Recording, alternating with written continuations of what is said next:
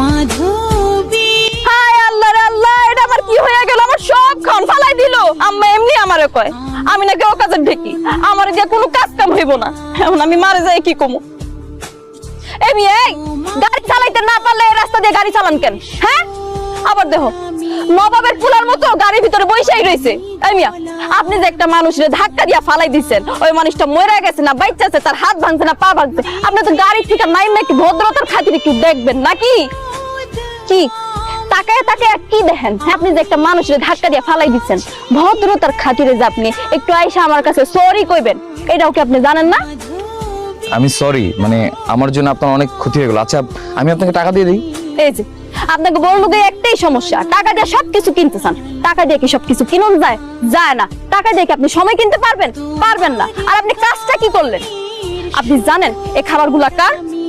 এই মিয়াপুর গ্রামের মিয়া সাহেবের একমাত্র ছেলে আজকে প্রথমবার গ্রামে আইবো। মাই তার লেগে 4 ঘন্টা কষ্ট করে এই খাবারগুলা রান্না করছে। মাই তো আমার দিতেই চাই নাই। আপনি যে সব খান ফালাই দিচ্ছেন, আপনি কি এগুলো আমার দিতে পারবেন? আমি মারে কত ভুং ভাং বুঝাইয়া এই খাবারগুলা ছোট সাহেবের লেগে নিয়ে আইছি। আমি শুনছি ছোট সাহেব নাকি অনেক বড় গায়ক আর দেখতে অনেক সুন্দর। আর এখন এখন যদি আমি মারে যাইয়া কই আমি খাউন গুলা ফালাই দিছি, মাই যে আমার ঝাড়ু দিয়া দৌড়ানি দিব, সেই দৌড়ানি কি আপনি খাইবেন? খাইবেন না। আইছেন আমার টাকা দিতে, চলেন মিয়া। নীল আকাশের সূর্য আপনি আমার খাওন একবার ফালাই দিয়া আপনার মন ভর নাই, এখন আপনি আবার আমার খাওন ফালাই দিতেছেন না? খারাপ, আমি আপনার সাইজ করার ব্যবস্থা করতেছি।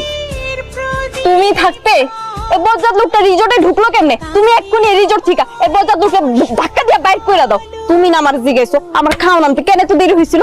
আমি তোমারে কইতাছি আমার খাওন আনতে দেরি হয়েছে কেন? এই যে এই বজ্জাত লোকটার কারণ। উনি তো